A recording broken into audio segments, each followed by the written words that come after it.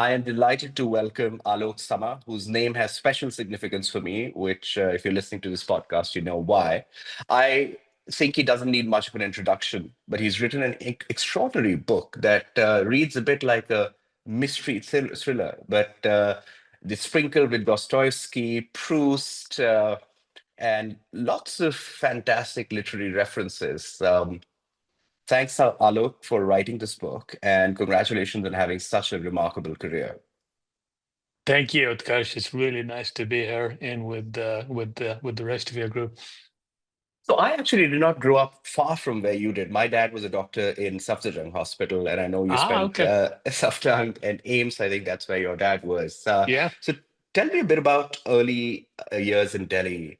yeah. You talk about it in the book, but what did achievement, ambition mean to you? Yeah. By the way, as an aside, my mother, she was a student at Ames when my father was teaching there, and then she dropped out when she had me, and then she went back and completed her MD at Safdarjung Hospital. We used Oh, to live right next door. I mean, Safdarjung obviously is right. across the street from Ames.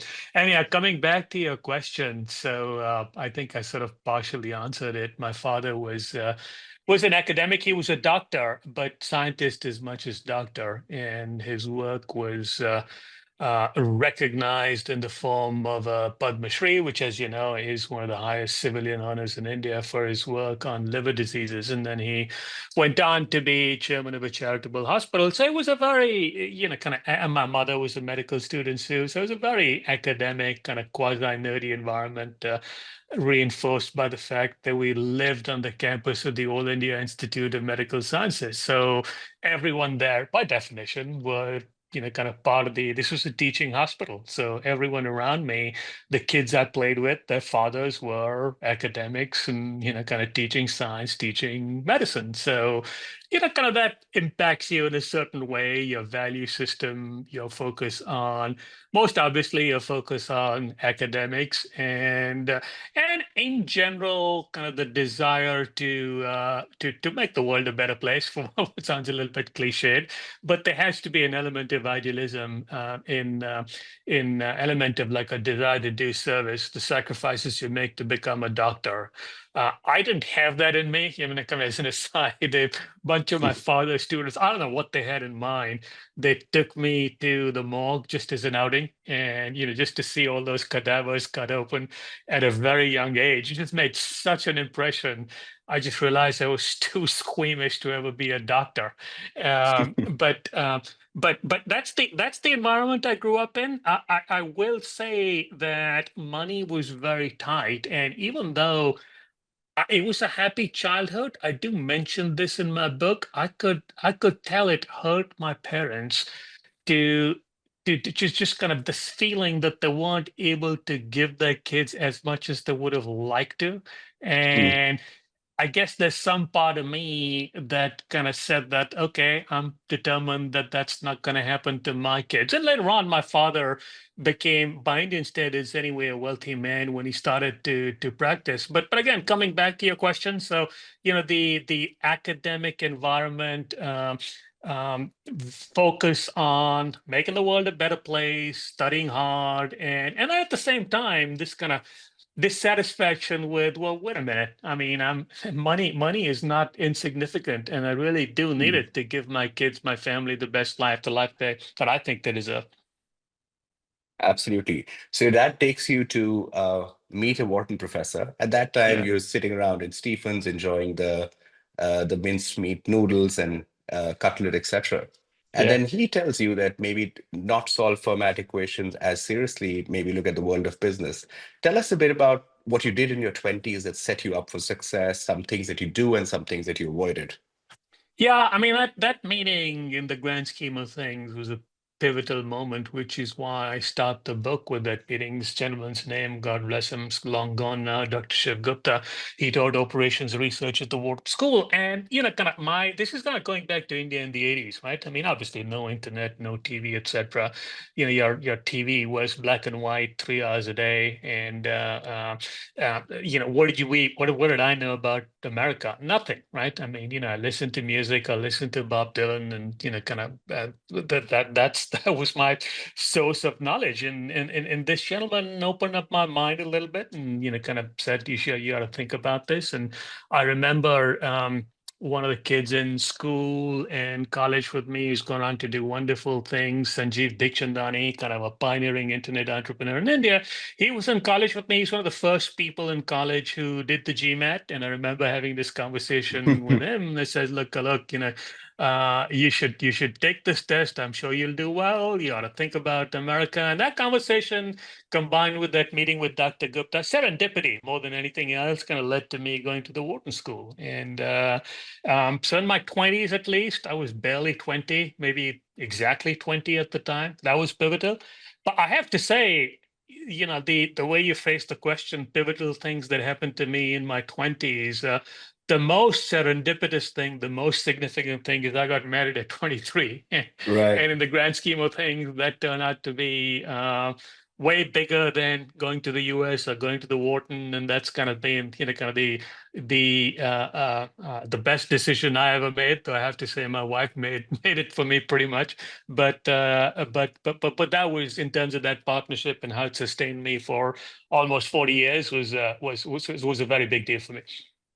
Absolutely. A fun fact, the way I know of this book is because Sanjeev Bikhchandani, who I know because he started something called Ashoka University. Of course. Yeah, of Well, course. Yeah. I was of the first batch of the Young India Fellowship. He shared Ah, it, okay. and Yeah. then hey, that sounds like an interesting book, so I picked it up. And then Interesting. Yeah. Yeah. he'd be very Good happy to to know. know that our dots connect that way. Good to know. So, serendipity, an interesting social network at the time, and finding the Yeah. right partner who will Yeah. go on to play a meaningful role in your life, very meaningful role in your life. But it strikes me that you never really failed till your 20s, 30s. There were some ups and downs, but I couldn't find. I looked at your LinkedIn, I looked Yeah. online, I didn't find too much of a failure. What, if anything, was your relationship with your failure till 20, 25, 35, even maybe later? I don't know. Yeah. So it's an interesting. Let me answer it at two levels. First, let's talk big picture, and then I'll get personal about it. Right. I don't know who came up with this cliche, and it's pointless naming names anyway. The idea that failure is an essential stepping down to success. I always Hmm. thought that was terrible advice. I mean, what are you telling people? I mean, in what sense is that actionable advice? Go out and fail. Right. It's kind of moronic at some level, right? Yeah. And more importantly, it suffers from a fairly elementary logical flaw, right? I mean, it's survival bias, right? I mean, Hmm. we celebrate stories of people who failed and then bounced back, but I mean, you never hear stories about the guys who failed, stumbled, and never recovered and walked again. So I don't wish failure on anyone. That's just the big picture. I mean, don't get carried Hmm. away. Having said that, there is absolutely no doubt in my mind, when I look for qualities as an investor, in an entrepreneur, if you've dealt with failure, if you've overcome adversity, that is a badge of honor. That's fantastic, right? So I don't want to knock it. There is some logic there. But coming back to my experiences, I'd make 2 points. One is, I mean, I've made lots of stupid investment decisions. Hmm. It's not something I've ever been good at.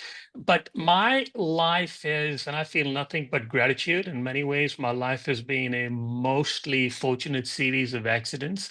And I have to say, part of the reason I haven't experienced failure in a major way, I have experienced setbacks, which I'll talk about, is I've been fairly risk averse in terms of what I've done, right? I mean, Hmm. I went to a fairly prestigious college, St. Stephen's College in Delhi, and then I went on to the Wharton School.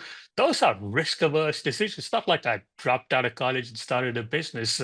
It's not like I did something radical by way of a master's degree. I went through a fairly conventional path, and then I kind of accepted a job, which was again going with the herd. Kind of graduated from business school, and everyone gravitates towards consulting, investment banking, because that's where the big salaries were. So I've kind of made mostly risk averse decisions, and Hmm. in some sense minimized my chances of totally blowing up and failure in a major way. I've had setbacks, sure. I mean, Morgan Stanley was a great ride, but then kind of ran into the internet bubble and things just exploded. I co-ran a group of 73 professionals, which was just decimated and reduced to 17 when the TMT bubble burst, Right. right?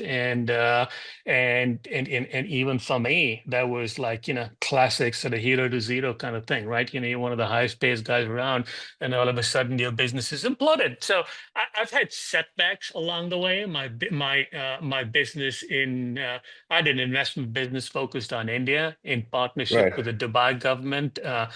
Great timing in terms of getting into that deal with the Dubai government. At the time, things were booming, and then the financial crisis came along, totally whipsawed me. Right, so that business did just certainly it wasn't a failure, but certainly did not pan out the way I would have liked it to.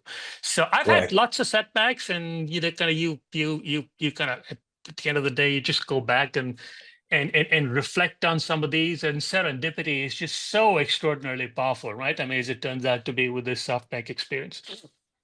Absolutely. I would say that you went from being middle class to not middle class fairly early in your career. Is that fair to say? Yeah, absolutely. Yeah. I mean, And did I that went change? to by any standards, being again being on Wall Street in the 80s was fortuitous, right? So I went from being middle class, from struggling to get. I still remember, kind of no credit. We couldn't even buy, despite having a bonus in my pocket, because I had no credit history. Couldn't even buy furniture for my home to start out with. So you went down from there very quickly to become not just upper middle class, but fairly wealthy by any standards. But that changed your taste, did it? Because you talk about some of your experiences, and I'm very interested in the question of taste. What is good taste? Is it a function of how much money you have, or is it a function of what experiences you have, or is it something else? Because you're well read, at fairly early you start having a fair bit of money. But I'm interested if your tastes change along the way at all. Of course they do. I mean, your tastes evolve. The in terms of your desire for nicer clothes, nicer cars, etc., etc. Absolutely. Did it go to my head? Absolutely.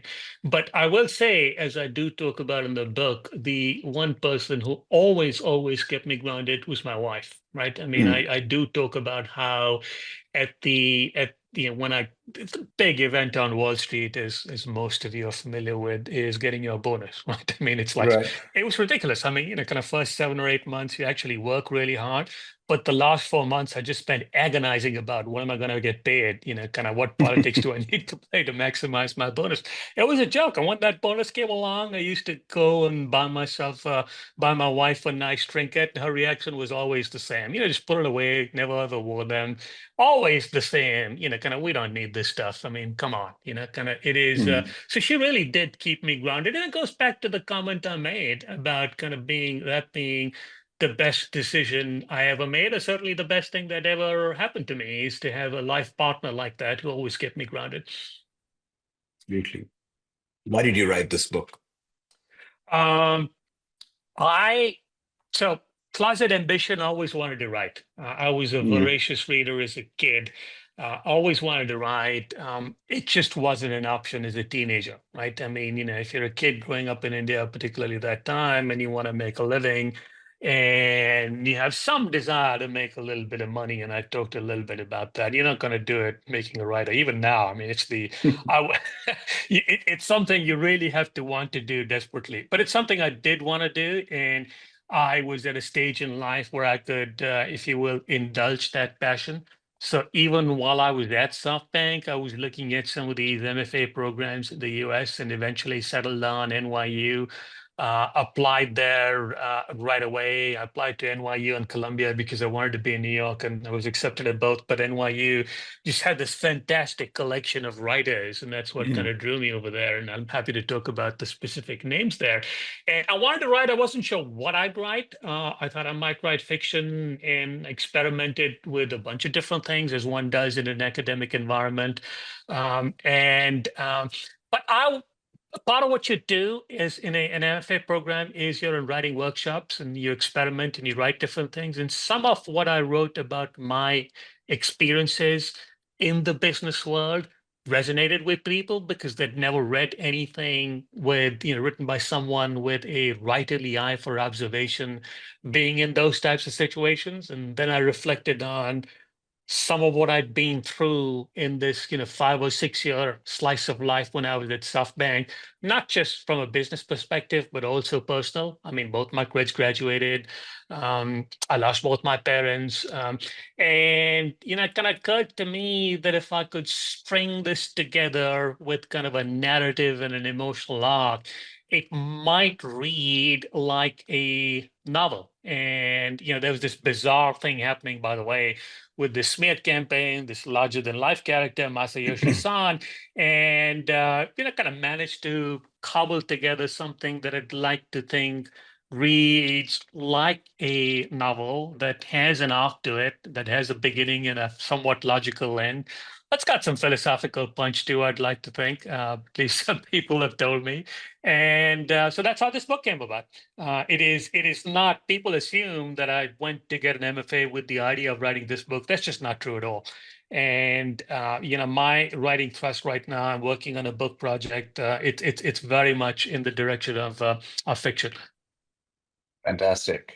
This wasn't apparent to me when I read the book. I thought you already had the story and Yeah, you're figuring out what's the best way to share it with the world. Because it yeah, is quite a story, and it's a yeah. story that people around the world would be interested in. So let's come to SoftBank a bit. You were well settled, wealthy, accomplished, have a wonderful familiar life. What made you take up the offer at the time? Yeah, I described this in detail in the books. The offer came to me in somewhat bizarre circumstances, holidaying in the island, Spanish island of Ibiza, with Quite my a good holiday, friend I would with say. with my good friend Nikesh Arora, right? And Yeah. Nikesh was I think I dealt with Nikesh. He wasn't just a friend. I dealt with him professionally when I was at Morgan Stanley, and I think there was some respect in terms of some of the things that I'd tried to do with him, some of the advice I'd given him at the time. And when he joined SoftBank, he ran a few things by me in terms of deals, etc. Obviously, liked what he heard and kind of suggested that I'd come on board. I wasn't, as you rightly point out, Utkarsh, that stage in life. I was in my 50s at the time. I wasn't looking for a job. I certainly wasn't looking for a job with this degree of intensity. And then I describe how I had this conversation with my son, and in many ways that was pivotal because, kind of at that stage in life, and I don't think your listeners will relate to this, but those in my generation probably will, is, the desire to come across as cool or doing something that your kids think is cool. It kind of becomes a bit of a driver. And when I heard my son say, "Hey, Daddy, you should do this. This is really cool. They're doing some really interesting stuff." And he was sort of in the business. He wasn't really interested in investment banking, but there was a desire to like, yeah, okay. I mean, he's doing this. Like, let me just kind of show him what his dad was all about in his best days. So there was an element of that, but equally, it was Nikesh. I mean, he was that guy's a force of nature, and the opportunity to work alongside him, I thought was pretty cool. And then I met with Masayoshi Son for the first time, and that meeting, which again I describe in detail in the book, that first meeting really made an impression on me. I thought Son, kind of his, visionary, the audacity of hope. There was some really, really cool qualities I admired, and so that's how it came to be. That's how I lured into working for SoftBank. And in SoftBank, you talk about the Middle East operations, acquiring companies or investing in companies in India. Of course, there's US. You had this macro picture of the world. What did you learn about yourself? What did you learn about the world while you were, going from one part to the other, cracking deals? Yeah. The world was changing at the time. Yeah. Curious Yeah. to Well, hear. look, I mean, at the time, again, keep in mind, I'm in my 50s, right? So, in some sense, I've kind of, yeah, been there, done that, right? I mean, grew up in India, MBA in the US, worked in New York, and then set up Morgan Stanley's capital markets business in Hong Kong, investment banking business in India, then back in Europe. So, in some sense, I'd seen it all. So, I wasn't about to learn about the world, so to speak. Morgan Stanley already did that for me.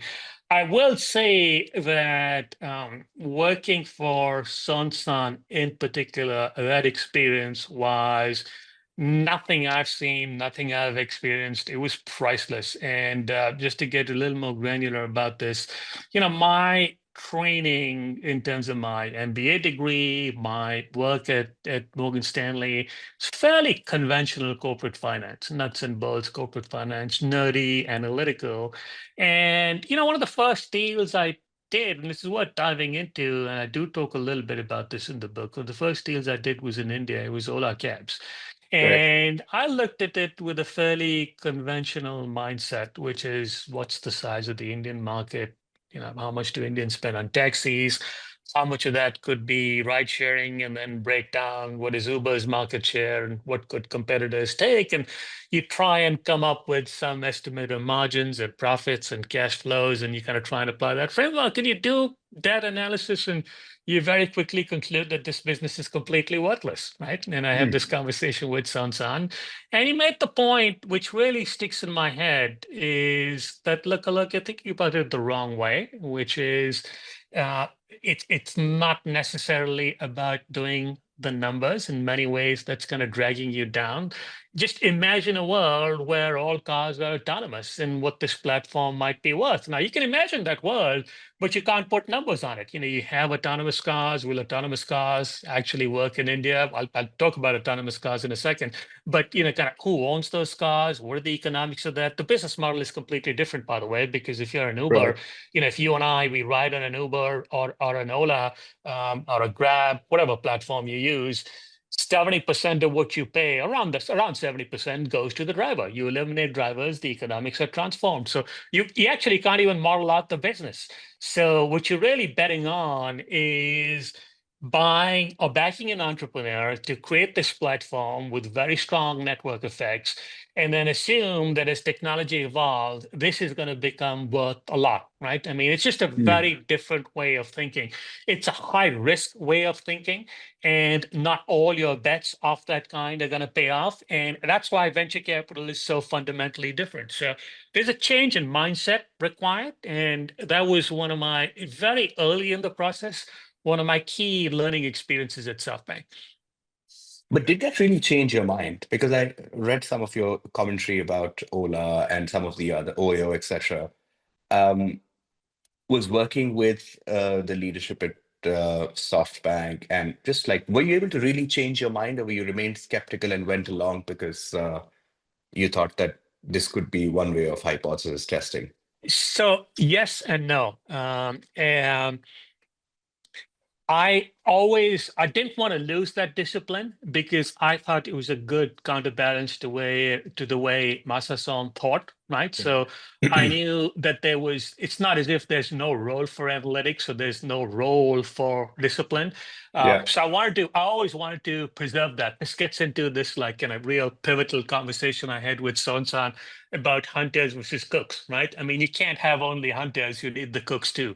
So I Mm, didn't ever want to lose that, but at the same time, in all humility, I realized that I don't want to be holding this guy back, because if he listened to me, or if he had listened to me, and I'd been around at the time, he wouldn't have done Alibaba. So what did he have to go on, right? I mean, he was just mm, backing this entrepreneur. He saw something in this guy, and it's not like Jack Ma's vision was to create the Amazon of China. Jack had a completely different business model at the time. It was a B2B business model.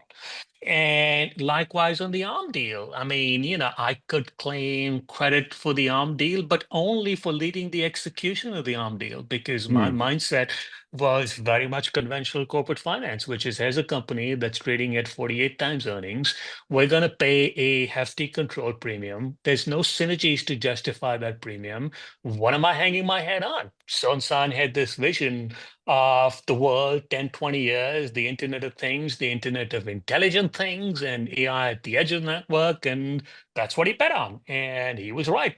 Kind of he was 100 billion times right? I mean, that's his mark to market gain. So right. you don't, kind of, that's what I mean. Yes and no. So I never wanted to lose that focus on financial discipline, the focus on disciplined execution. But at the same time, I didn't want to hold Massa back because you can't hold him back because that's what he's about. That's what his success is based on. If he'd listened to people like me, he would never have done some of the things that have made him what he is. Right. But let's look at what he asked. He called you a cook, and he gave the hunter versus cook, which is not, I don't think, as poetic a metaphor as one would have No, it hoped. sounds a little bit pejorative, right? It does, and you didn't Yeah. enjoy it when you heard it the first time. But like, let's assume that maybe he meant it differently, and I think he meant Yes, it he kindly. did. That He did. He did. Yeah, yeah, I didn't take it personally. He meant I knew exactly what his choice of words. Remember, English is not his first language, right? So right, his choice of words frequently I discount that, but I knew what he was getting at, and he was right. right. Mhm. But he wanted you to be a like a quote unquote hunter, Yeah. and he thought of you as a cook, a very like a valuable person in the ecosystem, obviously one of the top people running it. But were you able to ever become the hunter or want to become the hunter, or did you feel that your strength to the organization was sticking with the analytics and also providing your 2 cents on the macro stuff? Yeah, well, look, I mean, it's all relative, right? I mean, if you're an investment banker, I mean, if you're not a hunter, I don't know what you are, right? Because it literally Exactly. is it literally is an eat what you kill environment. So as far Right. as I was concerned, I was always a hunter, right? But there is a point at which you're just like, you're killing for its own sake, and things can get overdone. And I think with the Vision Fund, the Sun himself has come out and conceded it with the Vision Fund, Second Vision Fund in particular. I think things did get a little bit overdone. And that's what I was reacting to, which is, are we Right. going too far? And are we betting on companies? WeWork being the most prominent example. I mean, it's not even a technology company. And Sun himself, to his credit, in all humility, has come out and acknowledged that that period was not his finest hour. Um, have Masa and Nikesh read your book? I want to ask a few questions about them, or have you sent the book to them? Oh yeah, of course. I mean, Nikesh, absolutely. He's read the book, and I mean, he features so prominently. I had to do him the courtesy of letting him read it. And Sansan does not read. Hmm. I make the point in my book that he processes visually. So every analyst on Wall Street knows that if you're making a presentation to Sansan, you want to make it visual to get through to him. Even when you're sitting in meetings with him, he tends to draw and frequently make schematics, etc. That's just the way he processes. That's just the way his mind works. That's not to suggest that he isn't analytical. He is fantastic with numbers, Hmm. as good as I've ever seen. So he is very analytical, but that's just the way he processes. I don't believe he's read the book, but there are people very close to him, Ron Fisher, vice chairman, for example, who have read the book and enjoyed it and loved it. So I've gotten very positive feedback. And when I say positive feedback, it's not like kind of saying your book is good or bad. It's not what it's about. When someone tells you that, look, the way you describe that incident or the way you describe that person, you absolutely nailed it, right? I mean, that's the feedback you crave. It's the accuracy, Exactly. and that's been really rewarding to hear from people who are kind of on the inside. Masa and Nikesh are very important people or characters in the book. What made them tick? Are they very similar? What was it like working with them in the same room or in the same aircraft? Yeah, I mean, they're they're very different. Let me answer a different question, which I think is a little bit more interesting. In fact, I've done so many of these interviews. I thought this was probably perhaps the most perceptive question I've been asked, which was, if Nikesh had succeeded Masason as CEO of SoftBank, how Mm. different do you think would have been? It's a really interesting thought experiment, which I think will answer what you're getting at too, Right. and capture the difference between the two individuals. So, with Nikesh, maybe we wouldn't have done the ARM deal. That's 100 billion short, right? I mean, it's been Mm. fantastic success. Um, but we wouldn't have had a lot of the excesses with respect to the Vision Fund either. And that's the difference between the two. One is disciplined execution, the other is swing for the fences, visionary. Now, they're both supposed to be CEOs of a public company. Which one works better? Well, the way I like to think about it is, with Son as CEO, the NAV of SoftBank, the value of its assets, would have been higher. In fact, it is higher under Nikesh's might have been lower, but I would have liked to have thought that the discount to the sum of the parts, if you look at the way SoftBank share price trades, that would have been much narrower because Mm. Nikesh's approach, which is rigorous, disciplined, would have appealed to investors who have less of an appetite for the kind of swing for the fences volatility that Masa sounds all about, right? So I don't know if that answers the question. They're very different. In some respects, the two of them together were an extraordinary team. And it Mm. is one of my deep regrets that the two of them parted because I think together they would have gone on to do phenomenal things. No, absolutely. And I hope they can still be in touch and get do stuff together in the future. But yes, that does seem like a golden time Yeah. in SoftBank's history. So at that time, there were some mistakes made, but largely the company has got a few things right. You're growing in stature. How did you react when? Well, they've got the Uh, big things right, right? I mean, that's what you judge people by, right? I mean, yeah, people make a big deal of $10 billion in WeWorks, but like, I mean, when you make 100 billion in ARM, I mean, I'd do that trade any day, right? absolutely. So one fine day, you realized that Nikesh was leaving. That was really abrupt. So reading your book Totally. made me realize that things in SoftBank move, and then there's an abrupt change, and things That was happen a with shock. this. Absolutely. Yeah. So, and you decided to, stay on for a bit.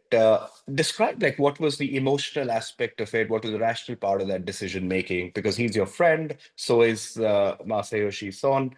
I'm curious how you made that decision. Yeah, I mean, it was, and once again, I do talk about this in detail in my book. There was an element of like, is Nikesh being treated unfairly? And he's my friend. He's the one who brought me in.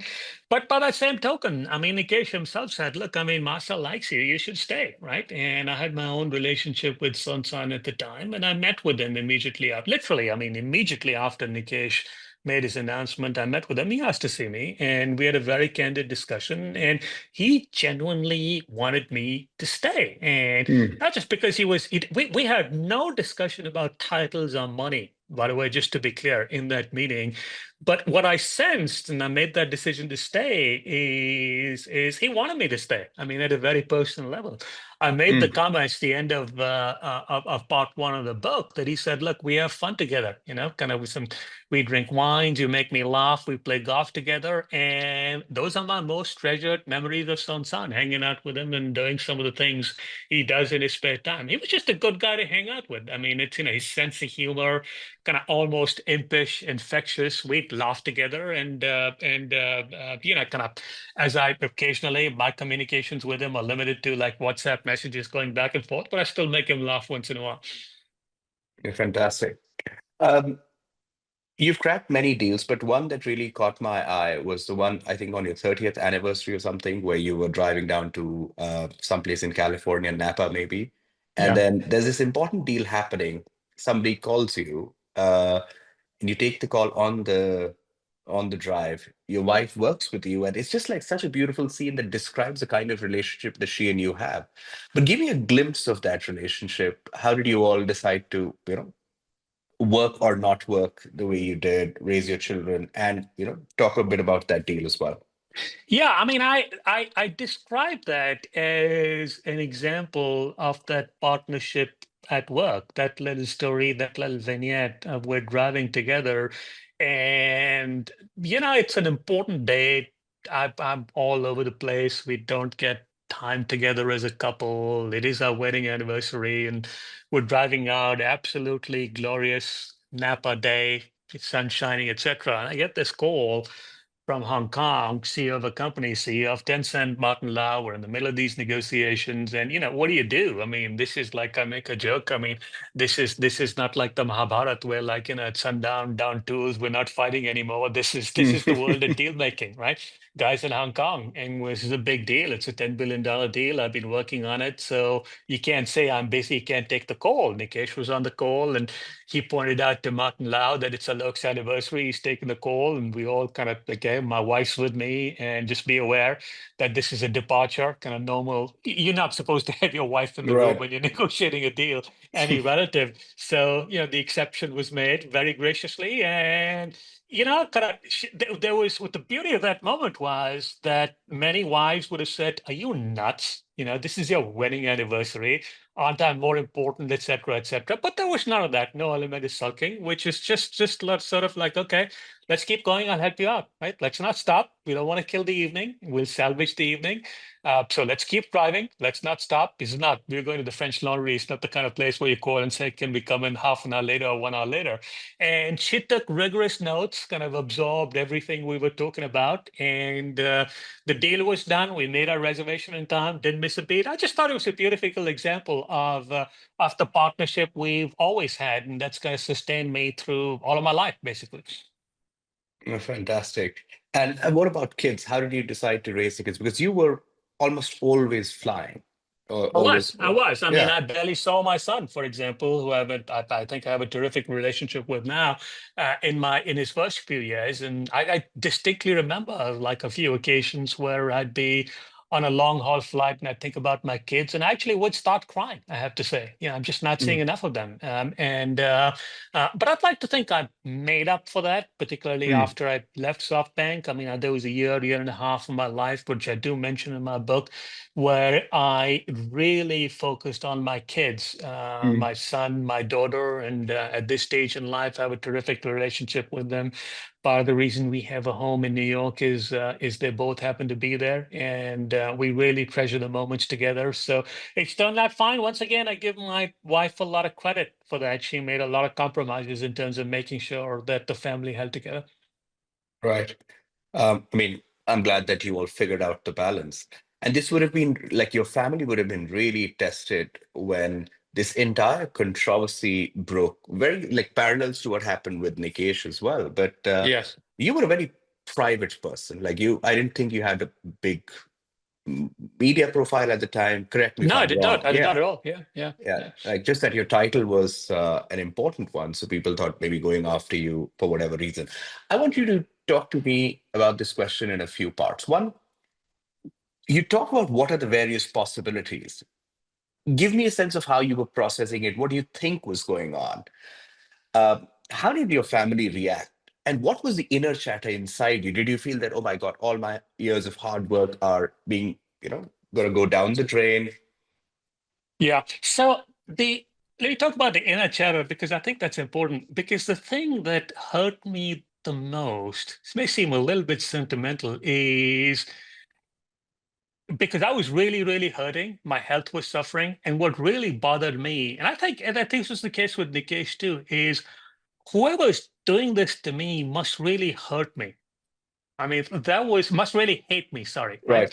Right. And that's the thought that kept on coming back to me. It's just like, I mean, I must be wh- why does someone want to hate me so why does someone hate me so much? What have I done? Mm, Kind of that inner examination. It's like I think I'm a decent human being, right? mm, That's what bothered me more than anything else. And the other, and this is important, I think, for a lot of people listening to this to appreciate is if you aspire to be in the places where I've been or the places where Nikesh has been, toughen up. I mm, wasn't tough enough. I stumbled on this business accidentally.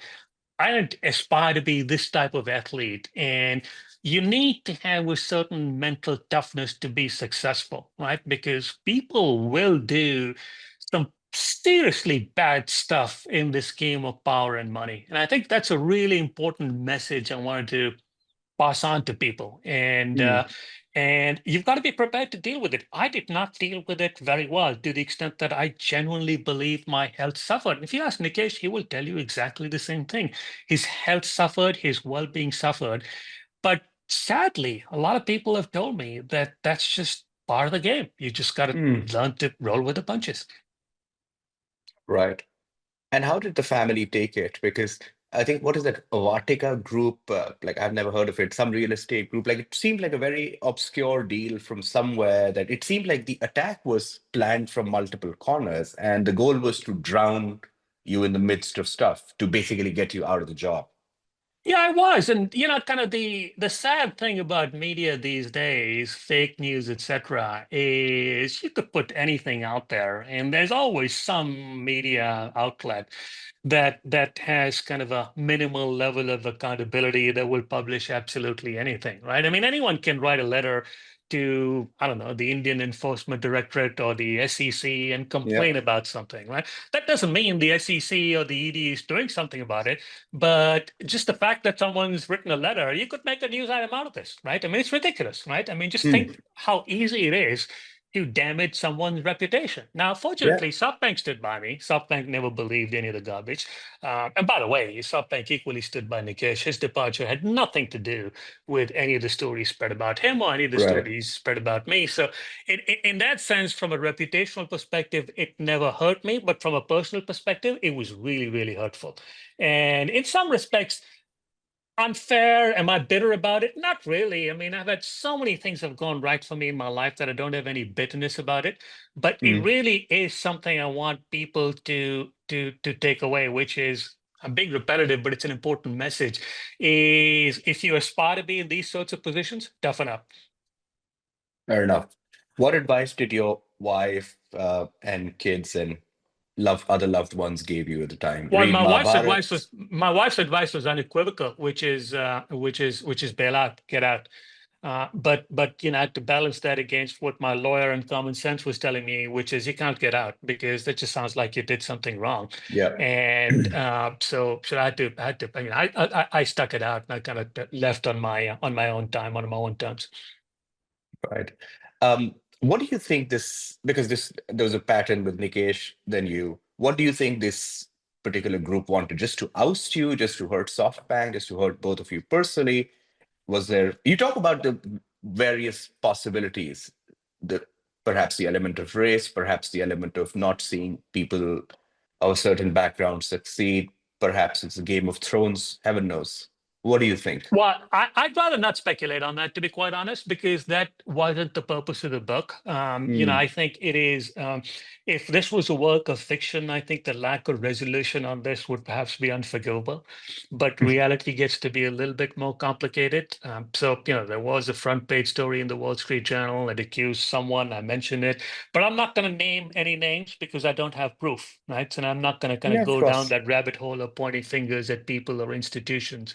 So I'm over it, and I didn't want to kind of turn this book into an exercise in settling scores or pointing fingers. I think my messages, to the extent I have messages, are a little bit bigger than that. Right. So if you were to discuss your messages, what would they be? I the Economist had a wonderful way of describing my book, which is it's a Rorschach test for readers, right? So the messages in some way, I hate books that kind of get preachy in terms of, kind of here are six things you should take away from my book or whatever. In many ways, what you take away from my book, my story or my life, tells you something about yourself, right? So there will be people who read it and see it as glorifying deal making, making money, flying private. Isn't this cool? Isn't it glamorous?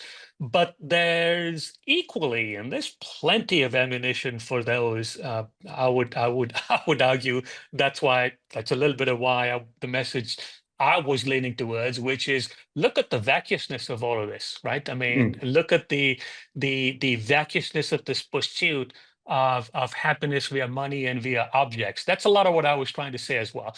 And which message resonates more with you kind of tells you a little bit about yourself. Right. Absolutely. To me, the biggest takeaway, beyond the fact that it was wildly interesting to read, was that it gave me a flavor of where meaning comes from.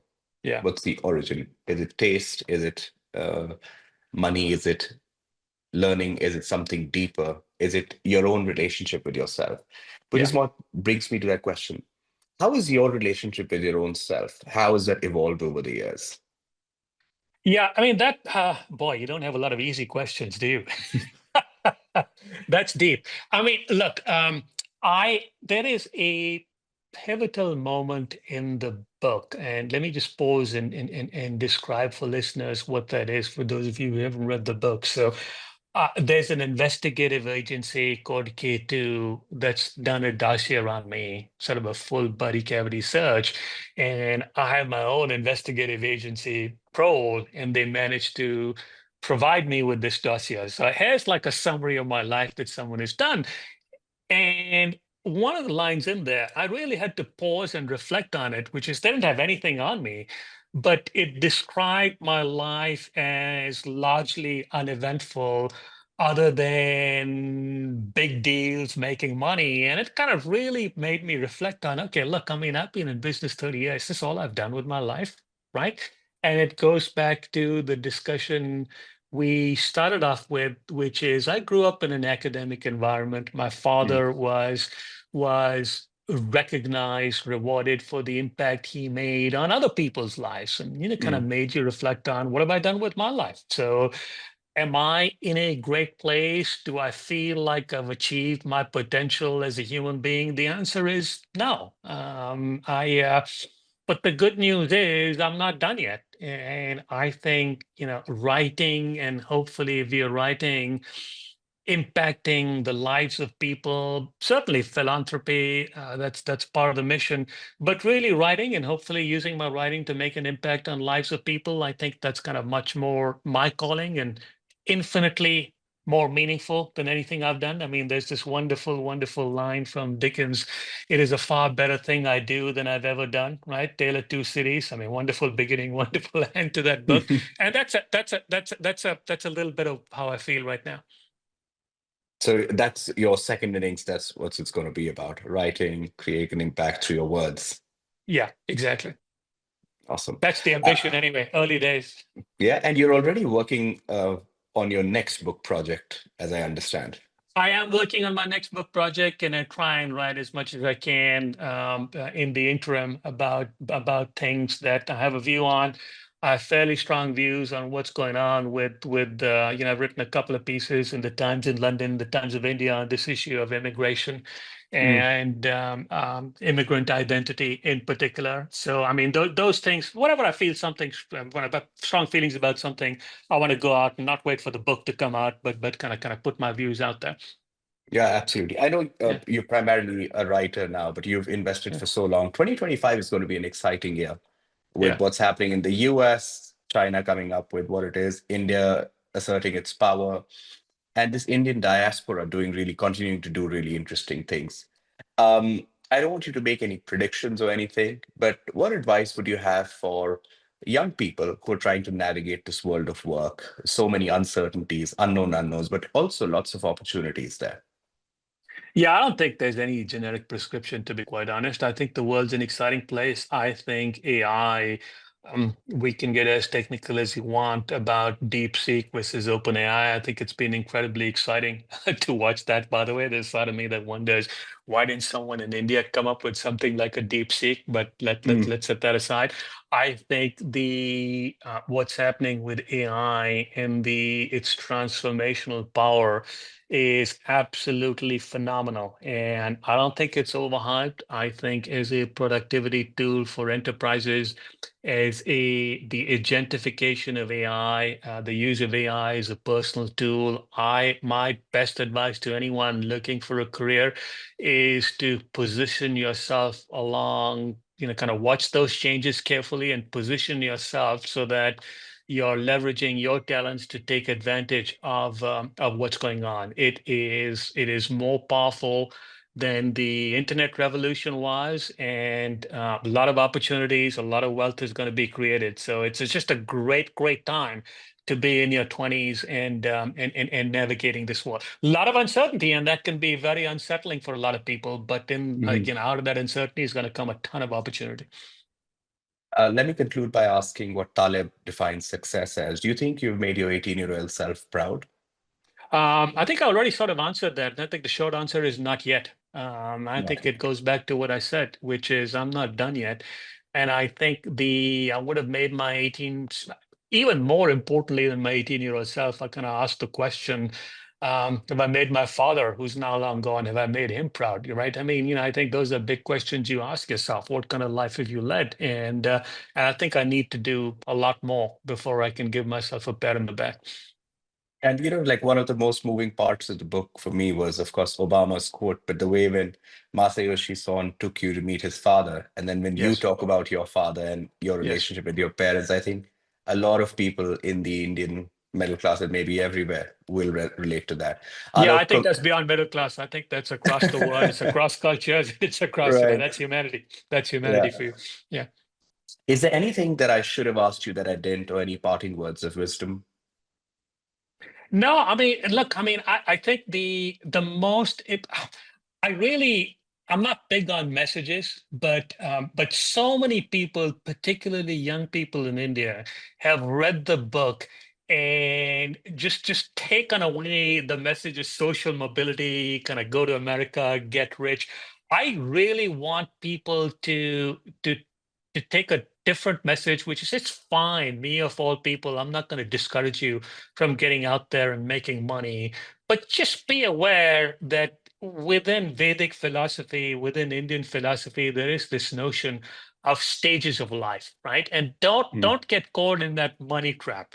At some point, try and move beyond that. And if you have any unfulfilled ambitions or you have a desire to do something for humanity at large, don't wait too long. I think I probably did, but that's part of the message I want to leave people with. Congratulations again on writing this book, and I can't wait to have you back. Hopefully, meet you in London when you're here. I look forward to that. Thank you. Thank you for having me.